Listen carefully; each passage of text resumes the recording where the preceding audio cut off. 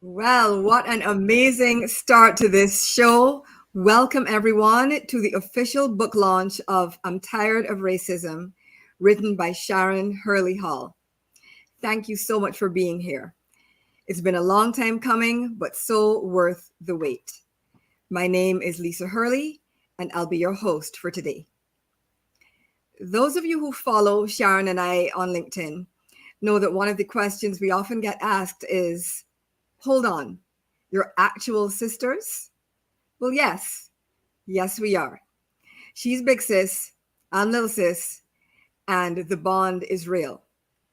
So when my adored big sister asked me to MC her book launch, it was an immediate yes. As host, my first duty, of course, is to introduce our author. And so let's proceed. Some of you know that this is not Sharon's first go round with a book launch. A few years ago, she released Exploring Shadism, and that launch event was held in person in Barbados. In the intervening years, much has changed, most notably the pandemic, the panini, the panorama, whatever you choose to call it, that among other things is largely responsible for why today's event is a virtual one. What else changed during this time? A global race occurred, instigated by the brutal murder of George Floyd. Sharon, ever the empath, ever the writer, ever the person who loves actions as much as she loves words, brought the power of her keyboard, her lived experiences, and her considerable intellect to bear to advocate against racial injustice. Speaking of lived experiences, an experience that many Black and Brown people go through is having to answer ad nauseum, what makes you qualified? We often have to slide our credentials across the table just to prove that we belong. Well, folks, that is not a game that anybody wants to play with Sharon. You want qualifications? Here you go. Sharon is a career writer with 3 decades of experience. For more than 10 of those years, she was a professional journalist. Sharon has not one, but 2 master's degrees. The first in media and cultural studies, and the second in teaching and learning in higher education. She is a certified diversity and belonging facilitator, the founder and curator-in-chief of Sharon's Anti-Racism newsletter, and the head of anti-racism at the Diverse Leaders Group. In addition to her embodied, often painful, completely valid experiences, this is what makes Sharon the perfect person to write this book at this time. And now, here we are, more than 2 years and 33,000 words later, on the first day of Black History Month UK 2022, I'm Tired of Racism is ready for the world. It is a worthy and necessary addition to the Caribbean literary canon and to global literature on the topics of activism and race. I mentioned that Sharon is a career writer, and like attracts like. Our speakers today are Ashanti Martin, Linda M. Dean, and Sandra Seeley. I will, of course, introduce them more formally later, but the TLDR version of their bios is Ashanti Martin, writer, Linda M. Dean, writer, Sandra Seeley, writer. Ladies, thank you for being a part of this celebration and lending your voices and words to help mark this important moment. Before we continue, a couple of housekeeping notes. First, there will, of course, be an opportunity for Q&A after the presentations. So please, I see everybody's lighting up the comment section, and we're loving all of that. So please put your questions in the comment section for Q&A at the end. And if you can, please preface your question with the word question or the letter Q to make it easy for us to find so we can get as many of your questions answered as possible. In the meantime, we request that you mute your mics if you're not speaking. Second, it would be remiss of me not to mention that I'm Tired of Racism is available for sale in ebook and hardcover format. So Support, support, support. And before I turn this over to Sharon, I want to read an oriki that I wrote for her. Oriki is a form of praise poetry that originated in Africa. Those of you who are Game of Thrones fans might be familiar with this kind of introduction. Because, like I said at the beginning, this is virtual.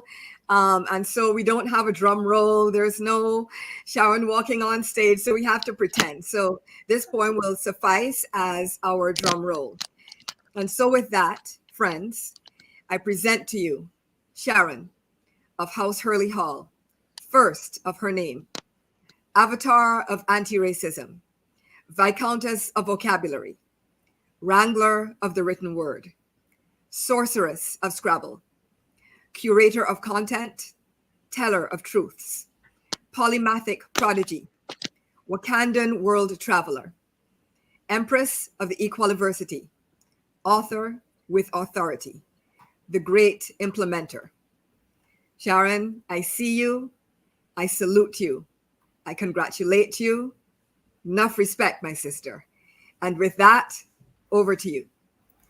Oh, thank you so much for that wonderful introduction, Lisa. I am delighted and I'm so happy to see everyone here.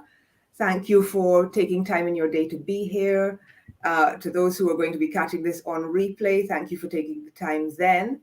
And, I like to start my events with some gratitude. And so I would like to begin by thanking all the people that have been involved, the many, many people that have been involved in the bringing of this book into the world, because it always takes a village. You don't do any of these things alone. So, Dan Walker for the cover, Cynthia Williams and Samantha Enslin of Dragonfly Editorial for the editing, Lisa, of course, for everything. She's here today, and this would not be happening in this way without her.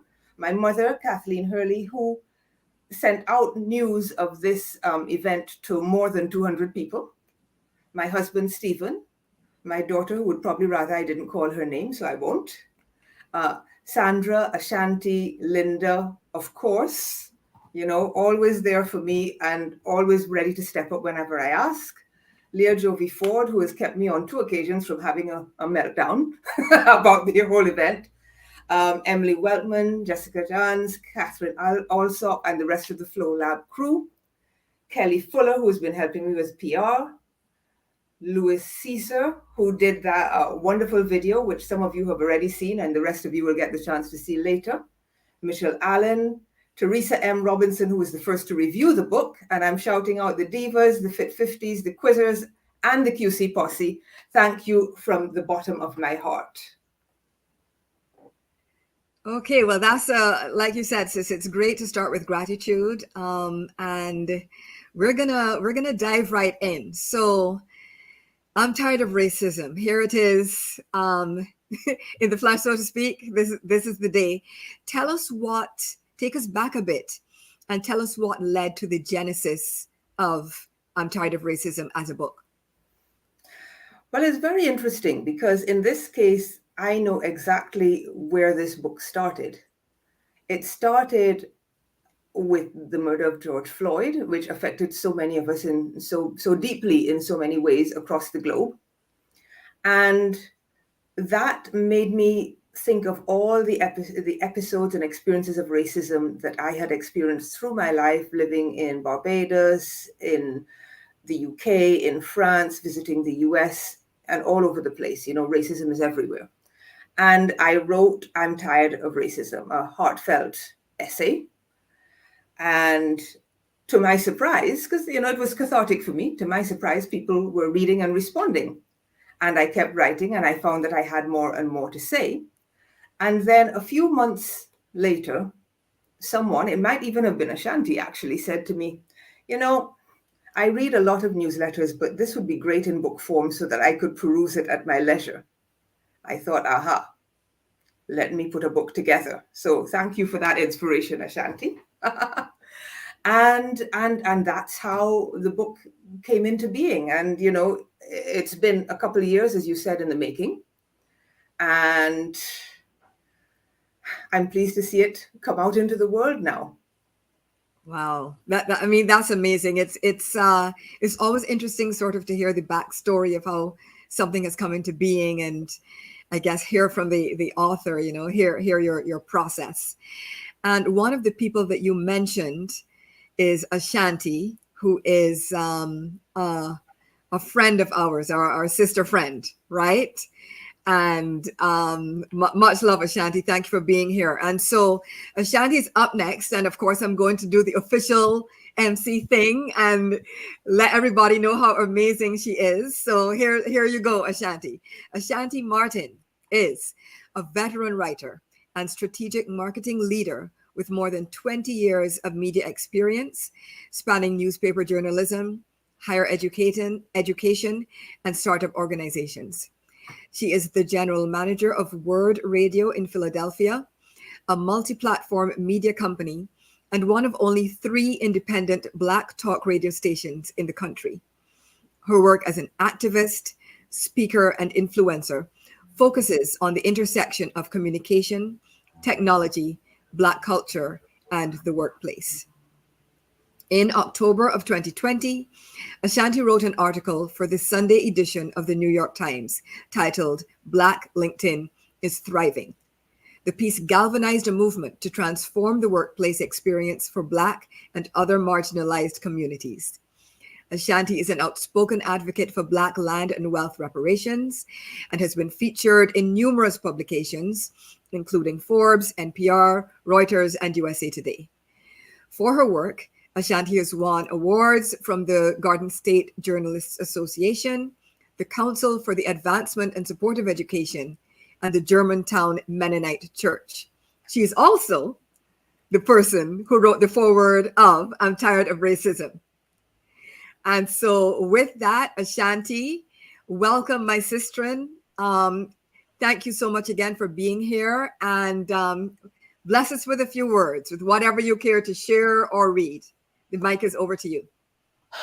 Okay. No pressure. I'm just fighting the urge. I'm fighting back a little. I'm verklempt, as they say. Oh, one of my favorite words. I know it's so perfect, right? Because it's like, I have tears, but it's not sadness, it's joy, and but also just truly an honor. Um, I'm so glad that you mentioned the common link between the folks here, including yourself, Lisa, that we're all writers. And I think that's important for me and for Sharon, and sort of how we came to be in each other's orbits in this wonderful constellation that is Black LinkedIn. Um, you know, However you think about it or define it, I truly do believe that Sharon is there's no Black LinkedIn without Sharon, right? I feel like I'm not the only one who would agree with that statement. But back to us being writers, I think that for both of us, we have a lot of things in common, Sharon and I, and it was so good to talk about those in person when we all met in Princeton, which was still a very epic day. But we have a lot of things in common, and one of the things that we have in common is that we are both career writers, and for who have a lot of experience and a lot of different types of writing, um, and had been able to make a living off of being a writer and to be a writer and pay the bills, which is not many writers are wealthy, but to be able to make a living as a writer is a real privilege. And I think I had always been aware of that, and I'm sure that Sharon had been as well. But so that comfort, though, when 2020 just kind of came rambling in, that comfort and that privilege was just not enough. Wasn't enough to just continue to feel lucky that you're able to make a living as a writer. I know Sharon did a lot of marketing writing. I also did a lot of marketing writing. It was really time to use your voice for something greater. And, that comes with a cost. Just a fair warning, anyone who follows me on LinkedIn maybe knows that I have 3 children who are rambunctious and opinionated like me. So in case that door comes flying open.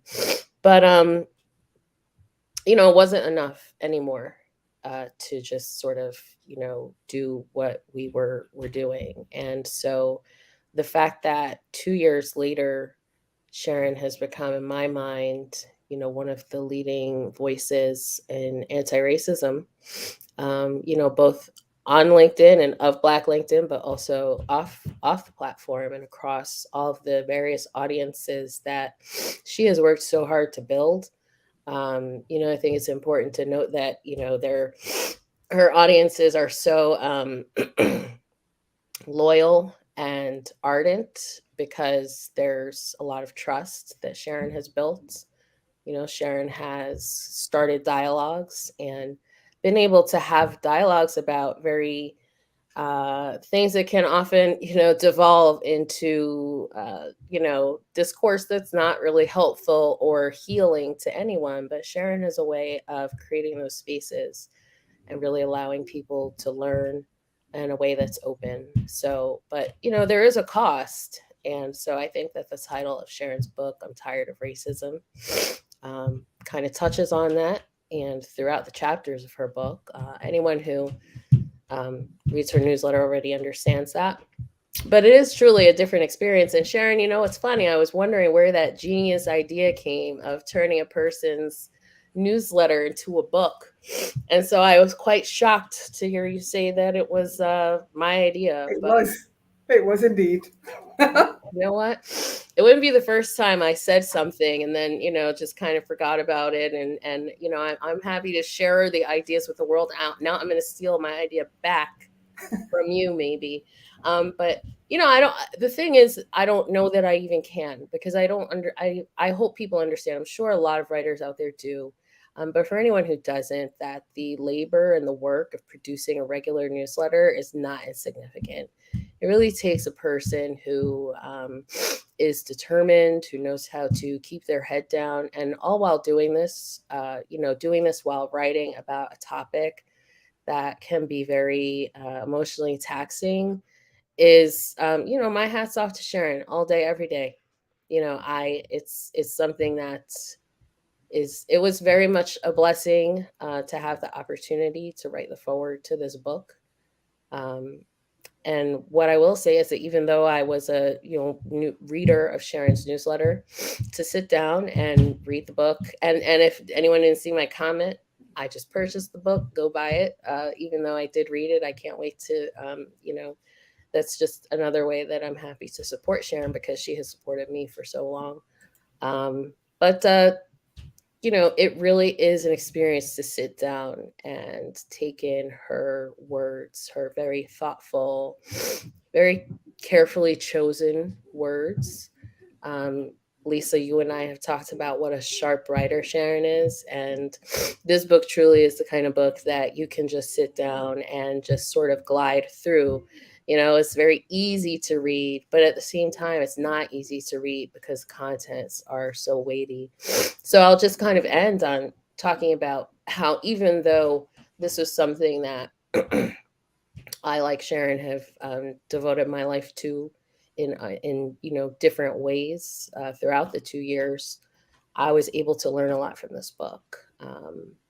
Being that Sharon has sort of these triple, she's got the triangle, right? She's got the United States, the Caribbean, and Europe.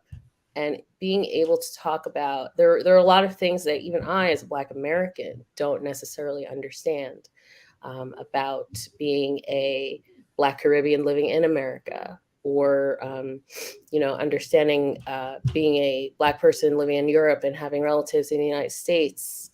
Shout out to all my brothers and sisters in the UK for the first day of Black History Month. So I say all that to say that whoever you are, even if you think that, oh, I'm Black, what do I need to read about anti-racism for? Or I'm a student of anti-racism, I do this all the time, or I'm in DEI, this is, I'm living this. Still, I would say, especially those folks, pick up Sharon's book and read it, because you will absolutely learn something. And but absolutely subscribe to her newsletter, subscribe to all the offerings that she's putting together. I remain impressed by Sharon every day, certainly by both of the Hurley sisters, but Sharon's accomplishments have just really set I consider you a role model. So just all the congratulations to you. Thank you. And I'm so excited to see everybody in the comments. Hey. Thanks so much, Ashanti. Thank you. Thank you. Thank you. Ashanti, that was amazing. I mean, we would not expect anything less. And I mean, honestly, just us chatting here is just so fulfilling and affirming. And what you might not know, well, I'm sure you don't know, is that, because I think how it came about is one day, because Sharon has been posting on LinkedIn about her progress with, publishing her book. And one day she mentioned in a post, I need to find somebody to write the foreword. Right. And she genuinely, I think, threw it out there, like, as, an item on her to-do list. And you virtually put your hand up and said, yeah, I want to do it. So what you don't know is that our WhatsApp between me and Sharon then blew up. It did. Ashanti. I was like, Ashanti, she's exactly who I wanted. I wouldn't have asked her because I thought she was busy. What's funny is that the initial post you made saying, I'm looking for a writer for my foreword. I saw it and I thought, I was like, she's looking for someone else. Like, she's not, it seems like something I'd like to do, but, I'm sure I'm not what she's looking for. Why? I don't know. I hear they call that something that starts with an I. With an I, exactly. But, and I was going through a, kind of a difficult time personally at that time. And I thought, I'm just not really in the place or space to be able to do this, even if she did want me, which she can't, right? So I didn't raise my hands initially, but then she posted something else about, something about the cover maybe, and how she was still looking for a forward writer. And it was one of those things where I do often, I say, well, you know what, it's, I put my hand up even when I think I'm, there's some reason that I shouldn't. I'm scared or I'm doubtful or whatever. And I said, if you're still looking for someone, I'd like to write it. And then so that ensued. So it's just funny. So cool. How that came together. Oh my gosh. Amazing. Yeah. All right, folks. So we have a packed program for you. Ashanti, thanks again for being here and your comments. Congratulations. Thank you. Thank you so much. All right. So, sis, I'm going to turn it over to you now. Everyone, Sharon is now going to read an excerpt from an essay titled Sometimes I Can't. Sharon, over to you. Thank you, Lisa. Okay, I have my book out. Right. So, aspects of racism might be unbelievable, but they're very real. Here's a little something that popped into my head on a morning walk. You know how we say, I just can't? Well, here are some things I can't believe. Sometimes I can't believe I have to read about another Black person dying, and I definitely can't watch the videos, so please don't send them. Sometimes I can't believe I have to suffer another racist incident, but I do it anyway. Sometimes I'm wary of it all, and I'm not alone. Sometimes I can't believe the US elected a racist bully who's terrorizing the world, and how many people were prepared to let him do it again. Supposedly, white supremacists are a dying breed, but it sounds to me like somebody's lying. Sometimes I can't believe that advocating for equity and against white supremacy can get me banned on social media. But if a white person pushes back against Black Lives Matter and racial justice, it's fair comment. Something's wrong there for sure. Sometimes I can't believe how many racists there are on social media, and that even on professional networks, they're not afraid to speak out.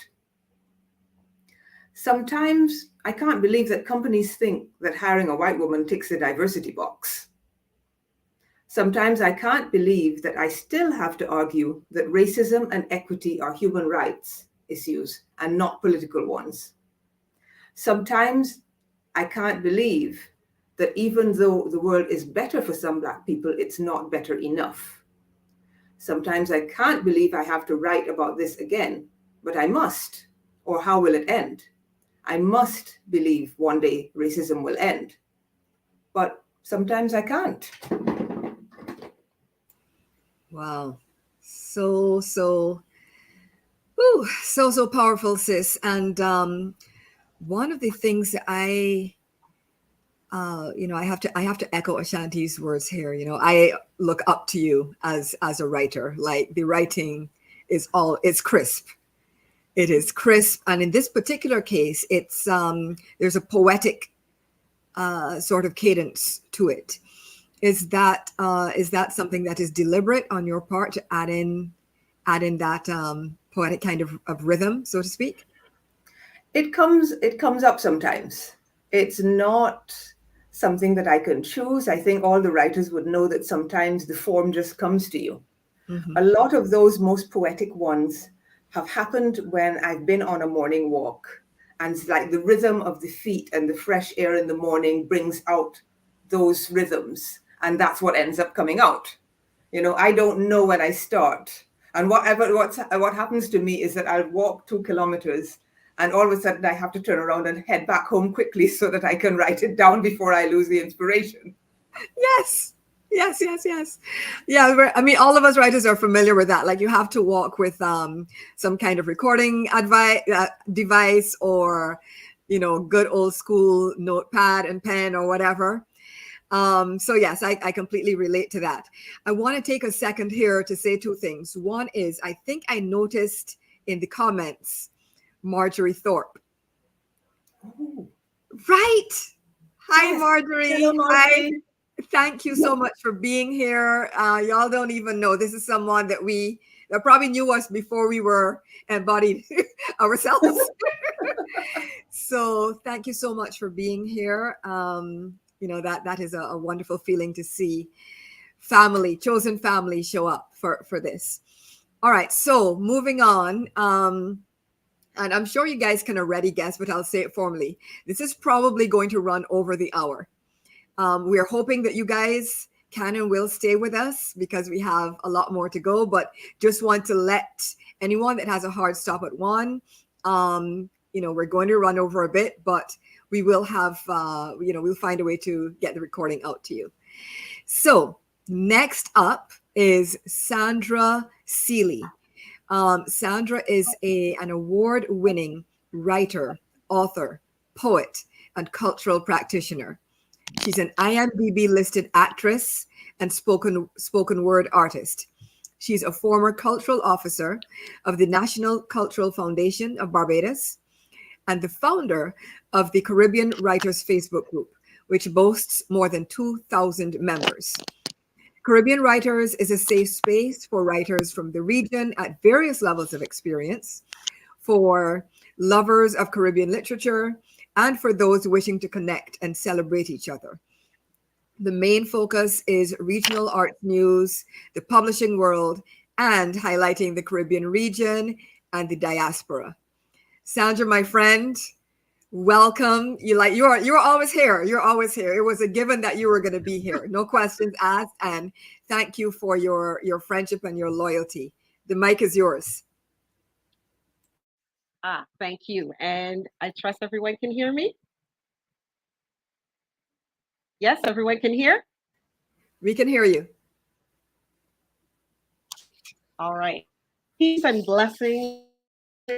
I'm so honored to be here and so proud of you, Sharon. But we all know, anyone who knows Sharon, when it comes to writing, you are a beast. That's a fact. So my little bit of housekeeping, I may put it in the comments in the chat. I want you all to grab a glass of something. Doesn't matter what it is. So when I'm finished my little presentation, we can toast Sharon. Okay, good. So I want to begin with a bit of my personal experience with racism. I'm 56 years old. Like Sharon, I was born in the UK and I grew up in Canada and Barbados, where I am now. So Canada and Barbados is where I would have spent my formative years. And it also, in Toronto in particular, would have been where I noticed the first time I felt the stinging whip of racism. Canada from the time I was 2 till I was about 12. Even though as a child and beyond, I've had and enjoy friendships with, like many of us, with people of all races and backgrounds. But as a child, it's hard to miss me in the class photo. The brown face with the glasses. Yep, that was me, and maybe one or two others. So then, of course, there's the inevitable array of stupid questions. We all get them. What color is your blood? I can't even remember what I said. It was something sarcastic. I probably said green or something. That was as a child. Then as a preteen, I remember when Alex Haley's Roots TV series came out in the 70s. I read the book at about 13, life changing. But racism was even more searing as a child when that TV series came. I remember the calls of go back to African nigger. Hey, Kizzy. Hey there, Kinte Kinte. Yep, I remember that. Then when I would have returned back to Canada at around 19 for a few years, this guy that I knew from one of the classes and he said, so I have this friend from Jamaica who gets these huge spliffs, eh? Assuming that I indulged. You get that. And then another friend, a white male friend, we went to a class and we were going to grab something to eat somewhere and we're kicking and walking on the streets of Toronto and feeling these hard stares and seeing the curled lips. Man, it's a good thing we weren't even dating. And then there's the time I got a summer scholarship as a student with students from all over Canada, this little town called Trois-Pistoles in Quebec. It was an French immersion program. My roommate was this lovely Indian lady named Rani, and our host parents were lovely. But the neighbors, they were getting nasty comments. Our host parents were getting nasty comments and, getting some snubs as well. I live Barbados where I am, not so obvious, but of course, in certain workplaces and at certain times, there might be some suspect behavior, although, low key. And throughout childhood until progress as an adult, there's that expectation. You know what I'm talking about, to be faster, to be smarter, to be polite. Why am I sharing all of this? Telling you that around us, insidious, and we can't ignore it. And Sharon had this quote that she shared, was one of her image quotes. When you're Black, you have to be above reproach. It's a heavy burden that we have to bear. And that's from her essay, The Talk. So the other way that Sharon and I connect, we would have met many years ago when I was looking for writers online to build content.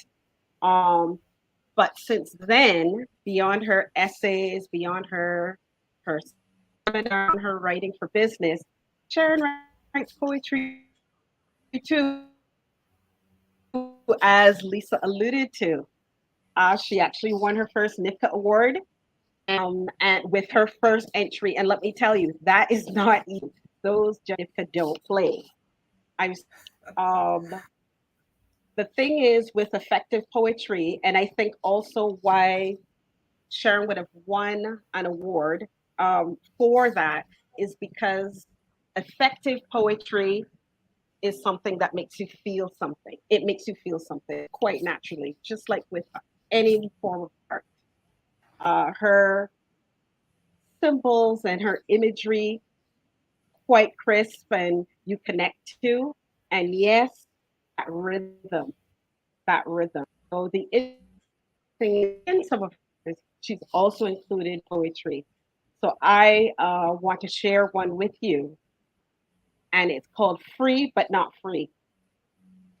They said we were free, unshackled from the need to pick their crops, but we had to wait and pick their crops and pay them rent before we could truly be free. So we weren't free. They said we were free to leave their land and find a place to be, but we could never own the soil we tilled and could only walk in the spaces they allowed. So we were not free. They said we were free to get some education, but not too much. They didn't want rest, so they priced it high, putting it higher, learning out of reach for most. So we were not free. They said we were free to move up in society and take, but only if we were light, but only if we looked right, but only if we played white. If not, we kept our humble lot. So we were not free. They said we were to travel a better life for us, for our children. They never said that they're just as at home we'd face the same distrust, so we were not free. They said we were free to mix with others who didn't look like us, but they didn't want us. They didn't really want us. Burning crosses in their ire, expelling us with fire, so we were not free. They say we are free. Civil rights secured, though others took the spoils, still despised and exiled, still marked for death in the countries we helped build. So we are not free. We are not free. When will we be free? Wow, Sharon, that resonates.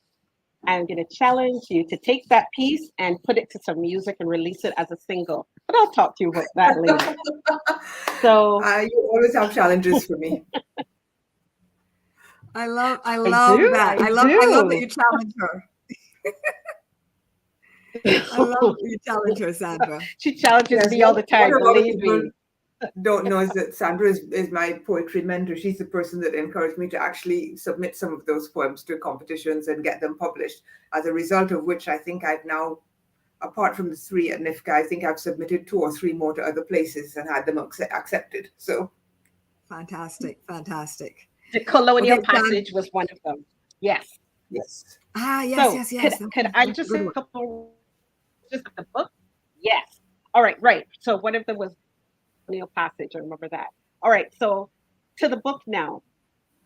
If we're looking at the impact of this book, I made a couple of notes.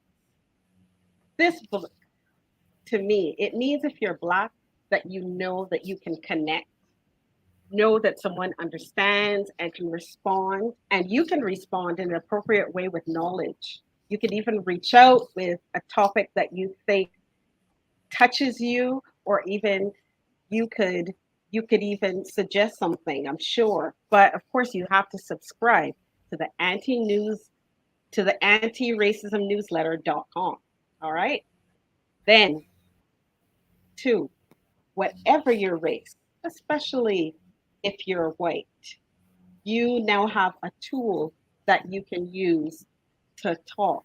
You can do something then more than just talk, I should say. You can use it to start a difficult conversation with your colleagues, your employees, your children, your neighbors. And the third thing, you getting this book means you're growing, and you're growing. You have an opportunity to grow more in emotional intelligence. by observing, by listening, and by releasing your fear to reach out. Another thing about this, as I said, you have a ready tool for you and your group, especially if when you engage Sharon in a life-changing seminar with your organization. This book, yes, shares true essays and observances. And of course, there is pain and there are things that are difficult, but they educate, elucidate, celebrate too. Most of all, they are honest. And if you're a Sharon fangirl like me, now we can curl up, like Lisa said, and read and exhale and highlight all the notes. And then the result, I urge you to get it. Share it as a gift. Get schools, your libraries, your book clubs, the bookstores to order it. And by doing this, you're making a difference to so many lives. Sharon, yours, your community, those you to contact with.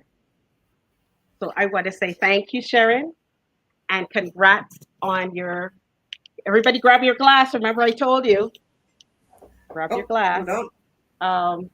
And I want to say congrats to you on, and I'm tired of racism. Congratulations to Sharon. Here, here. Thank you, everyone. Thank you. Oh, wow. Actually, I needed that sip of water. So that was amazing, Sandra. Thank you. Wow. Listen, I'm going to have to rewatch this whole thing. Like, so many gems have been dropped, right? So thank you. Thank you so much. We're going to, next up, we're going to introduce, Sharon is here in multiple forms today. And so one of the most heartwarming parts of this entire process has been seeing how part of the village is on this call right now, right? But seeing how the village has surrounded Sharon and supported her along the way. And one such person is Louis Caesar IV, who very generously created and gifted Sharon with an animated short of her reading from the title essay of I'm Tired of Racism.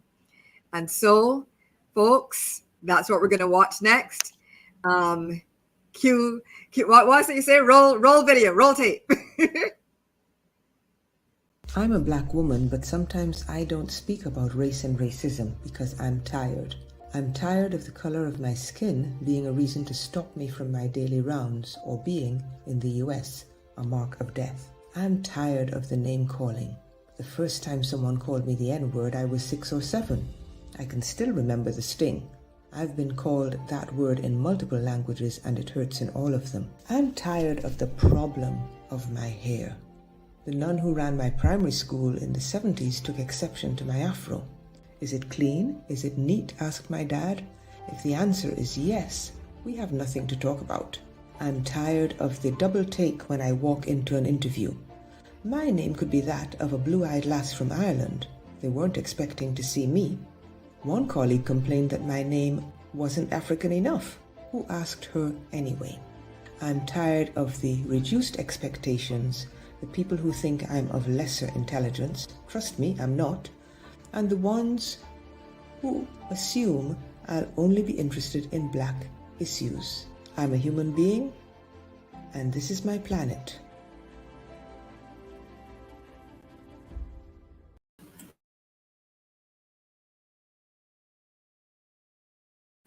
Okay, and of course it's not a recording of this kind, a show of this kind, if somebody doesn't start talking on mute like I just did, right?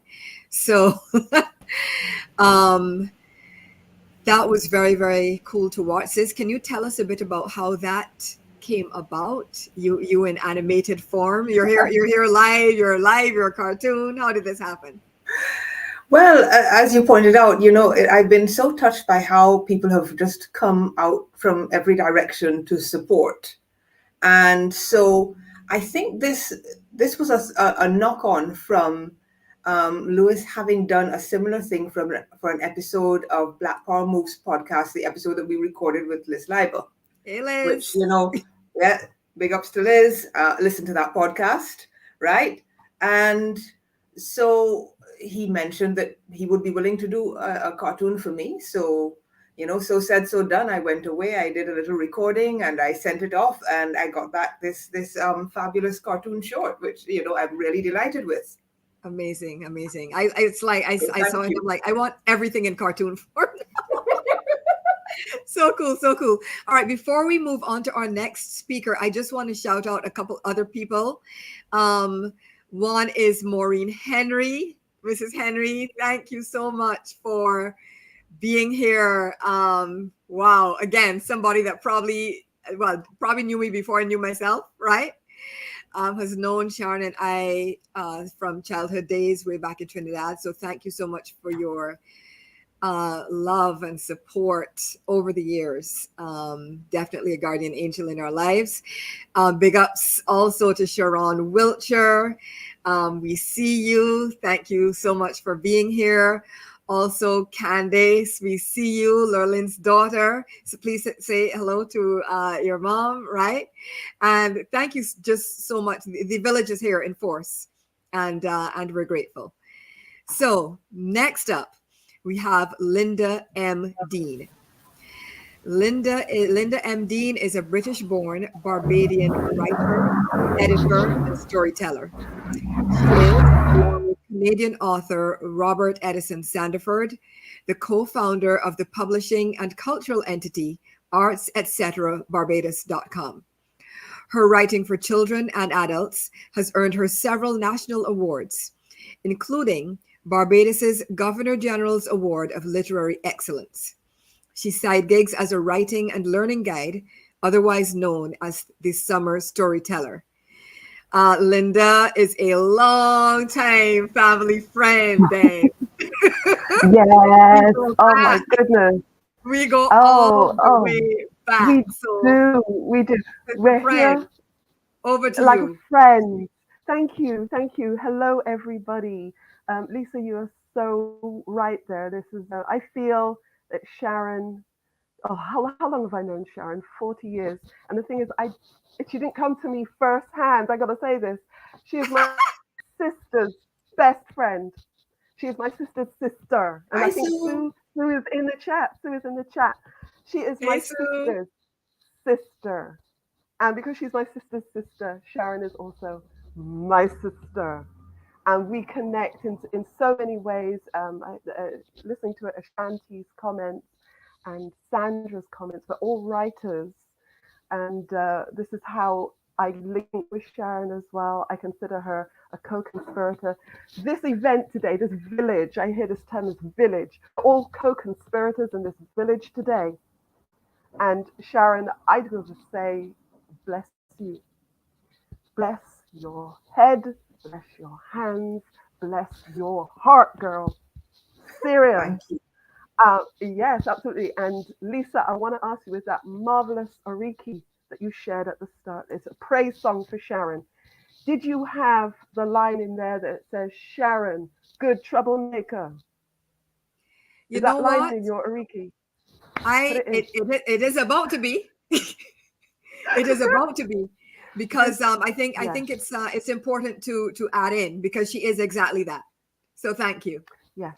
And you see, yes. can I just say, that's a great thing. Sure. That's a great thing about, if you're, in whatever field you're in, surround yourself with people who are better than you, because they will help upgrade your work. And I receive that. I thank you. And I will add that line in. You are welcome. And not only that, but you now have, the minute we come off air, I'm going to write an Oriki for myself. So thank you, Lisa. All right. So Sharon, I just want to say congrats. I was at your previous book launch. This is before pandemic. It feels like a long time ago, and it feels like only yesterday, all at the same time. But I remember saying at that book launch, which was about shadism, that book was about shadism. I remember talking about the timeliness of that launch, of that publication and that launch. And I have to say the same about I'm Tired of Racism. the time that you've brought this out, the timeliness. And I want to say the word timelessness, but in a way, in a strange way, I hope that the book does not need to be timeless. And it sounds like a weird thing to say, but I really hope that the work that you're doing will mean that a book like I'm Tired of Racism is not needed sometime in the future. I don't know when in the future, but that it's not needed. Okay. As I was reading, because I've started to read it, and I was reminded of two incidents, and they're quite sharp to me because they involved other Black people. I was in Jamaica in around 2005 at a conference, and over breakfast, I don't know how the conversation got round to race, but it did. And I remember raising a story of some racist incident or racism, and there was a lawyer sitting at the breakfast table next to me, and she said, "Oh, I didn't think we talked about racism anymore. Racism no longer exists." And she said in a very accusing way that took me off guard. I mean, I lost my appetite for my breakfast straight away. And I had to counter with the fact that at that time, the Stephen Lawrence inquiry in London, Stephen Lawrence, for those who don't know, was a young aspiring architect who was beaten to death by a racist gang at a bus stop, I think in East London. And what ensued was a police cover-up that was motivated by racism too. Right? And it took 20 years for the young boy's parents to get justice for him. So I gave her that incident or that illustration, and it was right. But I was amazed that a Black woman could tell me that we were living in a post-racial society. The second incident was also with a Black woman, a writer, in a writing group that I belonged to, and I'd written a short story about a racist incident that happened in the States. And she herself had lived in the States, and she said pretty much the same thing that the lawyer did. I didn't think we needed to write about racism anymore. Sharon, when I read your book, when I read your writing, and that's the same poem, that Sandra recited, I said, well, obviously we're still having to have this conversation. And it's a conversation that we as Black people need to have among ourselves, with other Black people, and with, the wider population, with our white allies, with our white foes. We need to find a way to reach them. And your book is a weapon. It is a weapon, but it is also a loving call to arms, a loving call to thought, a loving call to action. I say loving, but I want to counter it with the fact that, okay, the chapters that I've read so far and the editions of your newsletters that I've read, girl, your language is fierce and it's bold. You write in this bold, plain speak, bold, fierce, fiery, uncompromising, unapologetic. You kind of kick ass, right? You tell people off, right? And what I have to say is that, there was a phrase that I read in the book that he said, enough with your tears, you're not interested in the tears, just do the work. Do the work, right? I said, well, this woman is not mucking about. So I'm going to come to the cover. I love the cover. I love that rich, bold, black and white image that you and I have had the conversation. Because you are so fiery and kick-ass in everything that's between the covers, I'm not sure you needed the tear on the cover. I really don't, because everything else is like, it's so militant. But aside from that, I love it. I love the packaging. Beautiful, beautiful job, right? But those of you who have yet to read it, be prepared. There's she's tough. Between the two covers, she's real tough. Oh. I just want to say that, as I said, I came to Sharon through my sister, but Sharon and I also have linkages through the writing and working with children and teaching, right? Teaching. I teach youngsters. In fact, just before this session, I was in a session with a group of young learners of different nationalities, different colors, different races, and from different countries. And I was so pleased that I was able to share material with them that had characters of all colors and races. And we read the story, and it was like, no, it was not questioned. Those young learners accepted, yes, I can see a black character here as a lead character, a white character, Hispanic or whatever. They just enjoyed the story. Sharon and I are working, we're fighting the same battle, but I'm at the youth end and she's at the adult end. And I just hope, pray that if we both continue to do the job, you know, to be involved in trouble, we won't be needed later on. Some down in the future, we just won't be needed. If we do our job really well, we won't be needed. We'll do something else. Girl, I love you and congratulations. Thank you so much, Linda. Thank you so much. And I agree with you. You know, all of us that are working in this area, the goal is that one day we're not going to be needed anymore, that we'll actually at some stage see an end to racism. So, you know, that's the goal, and we just have to keep working, right? We keep working. Yep. Yeah. Gotta keep at it. Keep at it. And we have the village. We have this village. Congrats again. Thanks. Thanks so much, Linda. And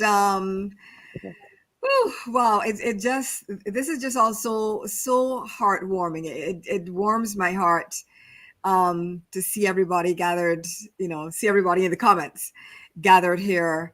We have one more excerpt for you before we move on to Q&A. So, sis, I'm going to turn the mic back over to you. And people, Sharon is going to read an excerpt from Black Lives Matter and the Barbadian context. Sharon, over to you. Thank you, Lisa. I'm not muted, am I? No, I'm not. For once. Okay, Black Lives Matter and the Barbadian context. Why we need to have difficult conversations about our history. Some time ago, I attended a Black Lives Matter march in Barbados. If you know anything about Barbados and much of the Caribbean, you probably know that Black people are in the majority. So why would Barbadians even need such a march? There are lots of answers to this question, but in the end, it comes down to three things. A shared history of enslavement. Since Barbados was one of the earliest slave societies in the 17th century, the southern states in the US used the Barbados Slave Code as a model for their own reign of terror. Family ties. Many Caribbean families have Black relatives and friends in the US. I have 3 relatives there, 2 of them male, so I'm very aware of the dangers they face. A recognition that we have not really dealt with the legacy of enslavement and colonialism in the Caribbean. As I discuss in my book, Exploring Shadism, many of our ideas about ethnicity result from that poisoned seed. Because of this, the murder of George Floyd and the deaths of other Black people at the hands of the US police have sparked many discussions. That's because many of the biases against Black or dark-skinned people that exist in white majority countries also permeate our culture. So let's not lessen the impact of the murders of George Floyd, Breonna Taylor, and dozens of other cut short lives. Instead, let's put their murderers on trial and take action to actually improve Black people's lives. In the US, that means training the police better. It means funding community services that can deal with non-criminal matters. And it means ending the practice of weaponizing whiteness by pretending to see a threat where none exists. Karens, I'm looking at you. And here in Barbados, it means having those difficult conversations about privilege, responsibility, and equity. It's the only way we can all move forward.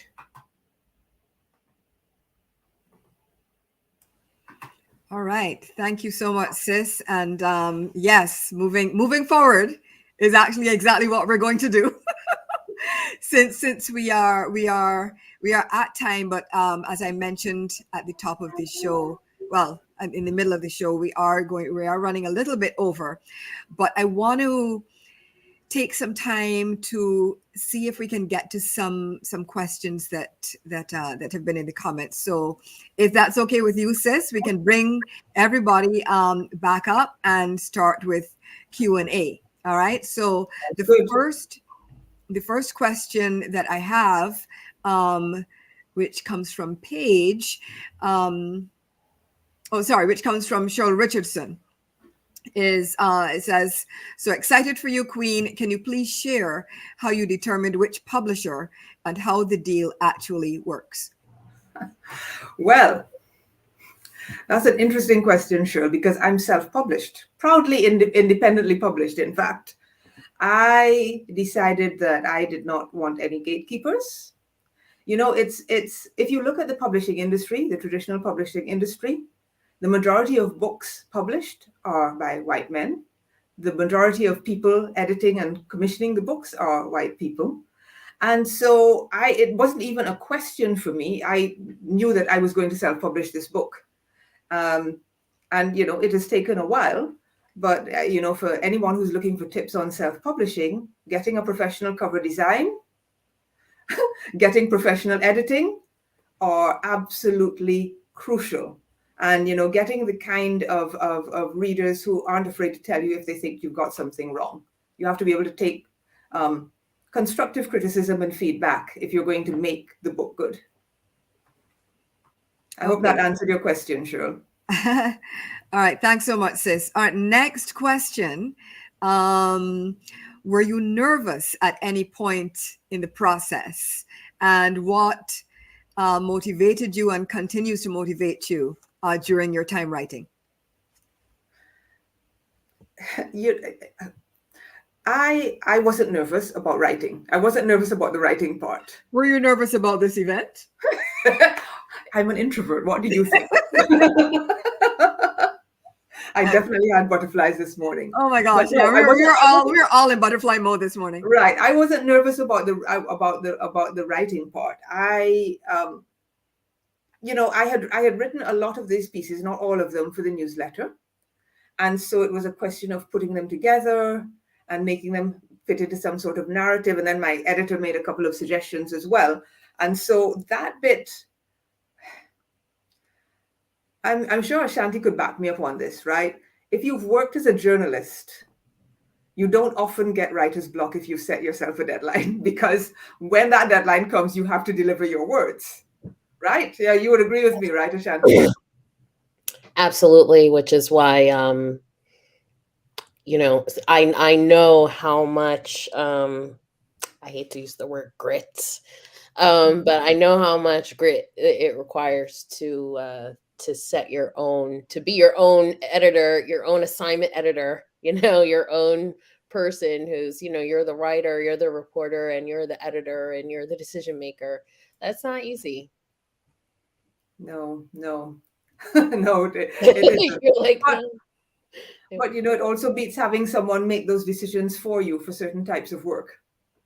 Well, I mean, and I dropped in the comments, and I think we talked about this too, is that, you know, the publishing world is one of the most, you know, gatekeeping upholders of white supremacy that I know of, you know, even for, you know, little backstory I've never shared with anyone, but, you know, after I wrote my New York Times article, you know, I pitched that article in like July, August, you know, when the appetite for stuff like that was high, you know, so the white editors at the New York Times, many of whom were lovely people, but, you know, they were all about that. And then after that, you know, many people were like, oh, you've been published in the Sunday business section of the New York Times, the world is your oyster. You can get published in the Atlantic, in New York, New Yorker, et cetera, et cetera. And I'm thinking, oh, you know, I'm going to be the next Ta-Nehisi Coates, you know.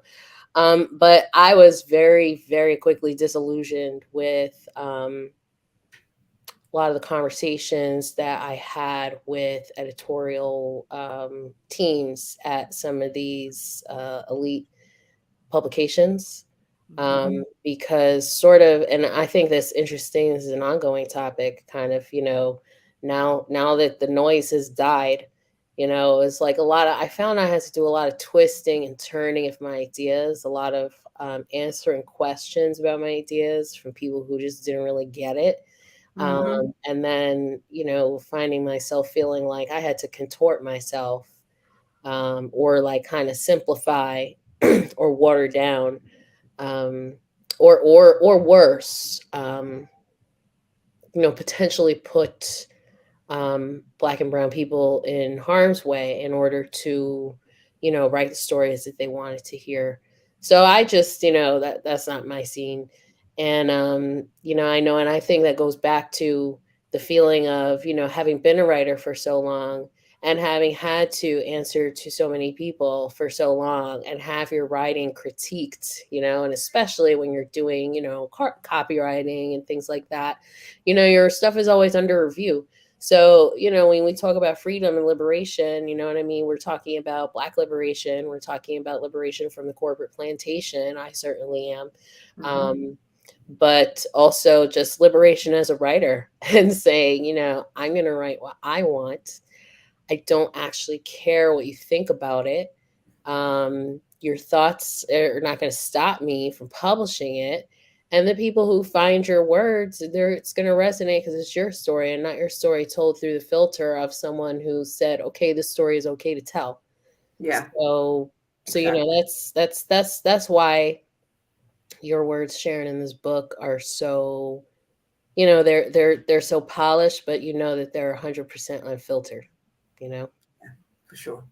Yeah. Yeah. Thanks, Ashanti. Yeah, that's important, Ashanti, to have that unfiltered voice, those unfiltered words out there, because so much of what we see, whether in the publishing world, in media, wherever, is it is through a lens, right? Through a lens that is not ours. And so, yes, absolutely, 100% support what you said. Either Linda or Sandra, any other little gems to drop about, you know, the writing world, the publishing world from your perspective? Anything that you've experienced? And the answer could be no, but just wanted to throw it out there.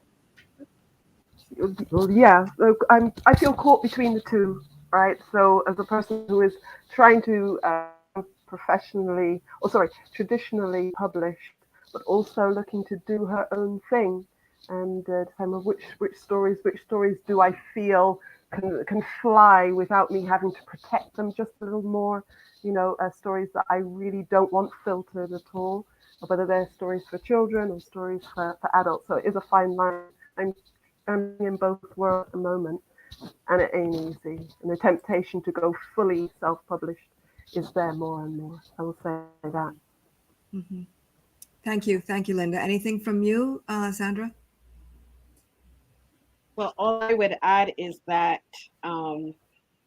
yes, you put together a book that you want to put out, and you just have to enjoy each step of process. It is a marathon, not a sprint. So that's really what I would add, you know? Yes. And Well, definitely I mean, working with the village. Yeah. Working with the yeah, I village. mean, it has been a key. marathon. It has absolutely been a marathon for Sharon, because I mean, she started this process quite some time ago, and it is not linear. There've been twists and turns, but you know, triumph in the end. Okay, so thank you, folks, and I have one more question before we start to wrap up, and that is from Kristen.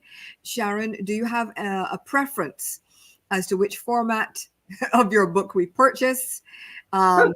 I.e., in terms of your financial remuneration? I think this is a good question to end on.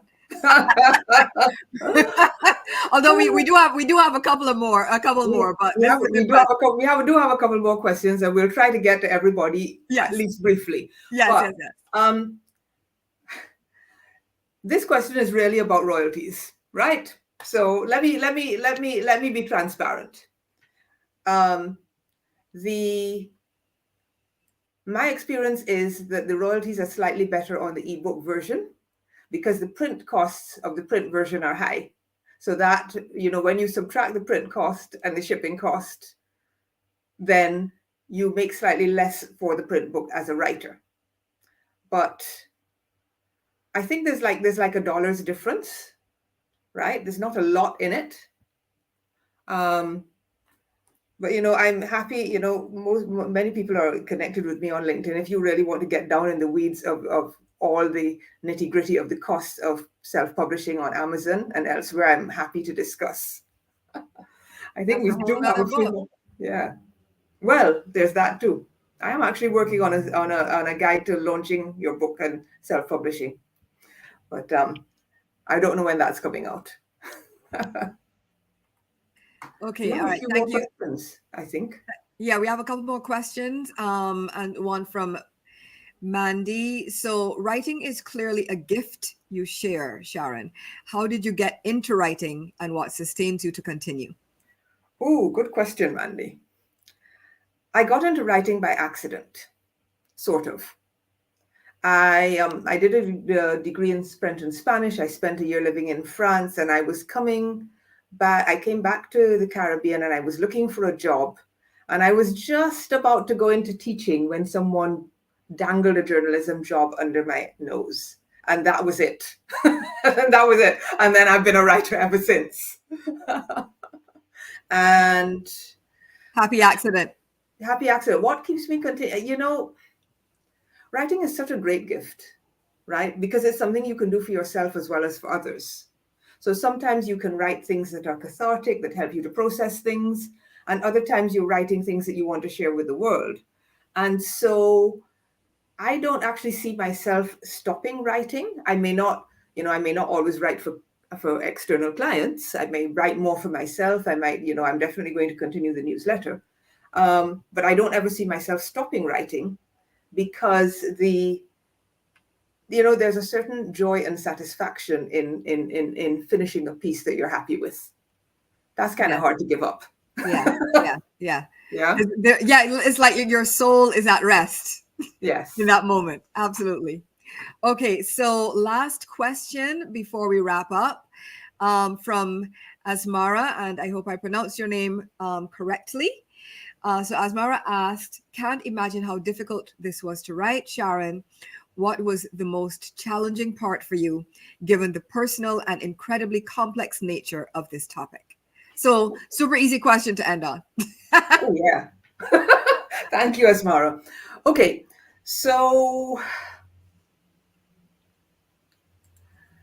I think many pieces have their challenges depending on what they're about. Sometimes I'm dealing with something that's deeply personal, and I have to decide on the amount of detail that I'm willing to share. Or sometimes it's about trying to find the way that's going to make something come home to somebody and make it make sense to somebody. All writers have this. So I don't know if I can pick out a most difficult or most challenging part. I think it's been challenging at different times in different ways. Some of the poems that I've included are probably the most difficult, in that I find, poetry is super personal, I find. And therefore, you kind of lay your whole soul out there. And, as an introvert who's slightly reserved, that doesn't always come easily to me, I have to say. Yeah, I completely get it. Okay, we have one more question that just came in. Can you take it, sis? From Barbara Chase, do enough from people Barbara, still read?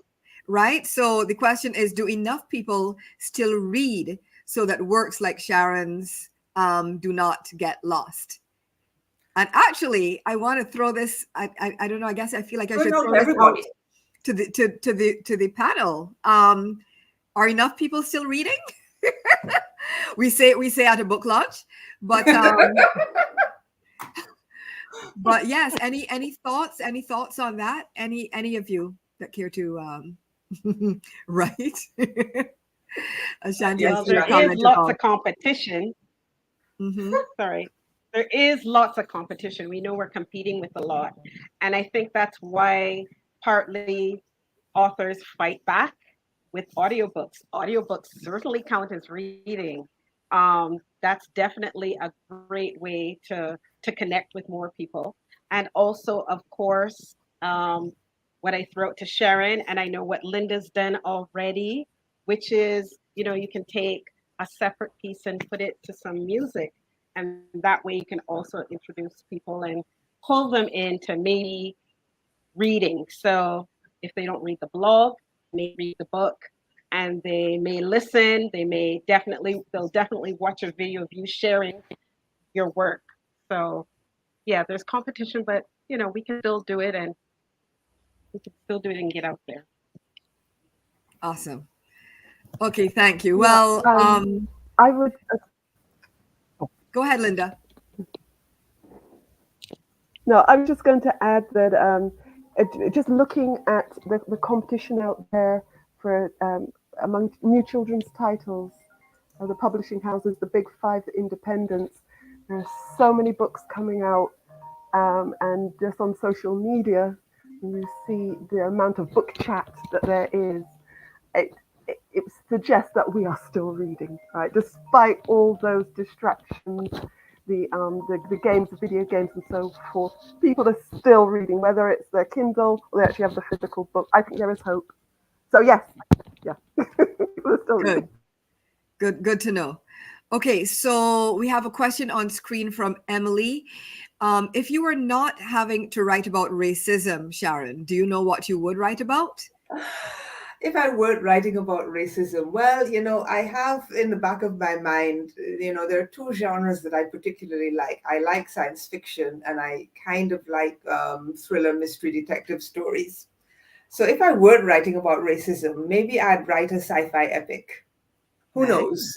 Who knows, right? Stay tuned. Star Trek. Yeah. Anyway, so with that, I'm sure that was the wrong symbol, but with that, folks, it was right. Okay. With that, folks, we are at the end of the book launch for I'm Tired of Racism. Thank you all again. Thanks to everyone who joined us. Thank you, Sis, for blessing the world with I'm Tired of Racism. I speak exponential success over it and over you. And back to the thank yous. We know everybody had you had your choice in webinars to attend today, and thank you for choosing ours. But we really are appreciative of the village that has gathered around us all. Of course, a huge thank you to Ashanti, Linda, Sandra. Words cannot express, or as someone I know used to say, words cannot explore. So words cannot express our gratitude. And to someone who is behind the scenes, Catherine Alsop. Y'all don't even know. Catherine Alsop is behind the scenes, but she is keeping this shit running. And there would be absolutely no show. This would be a blank screen and chaos without Catherine. Catherine, thank you so much. Appreciate you. And with that, Sis, over to you for any final words. I would just like to reiterate my thanks to all of you for taking time out of your day to be here. Thanks to Catherine, who has been a powerhouse behind the scenes. She took care of, I wanted this to be fully accessible, and Catherine was the person that made sure that we had captions, right? Okay. And all sorts of other things going on behind the scene, making sure that we could keep track of everything that was going on. So thank you. Thank you, Sandra, Linda, Ashanti, bless you for being here. And Lisa, thank you as well. I appreciate all of you, and buy the book. Bye. Buy the book. Bye, everyone. Thank you.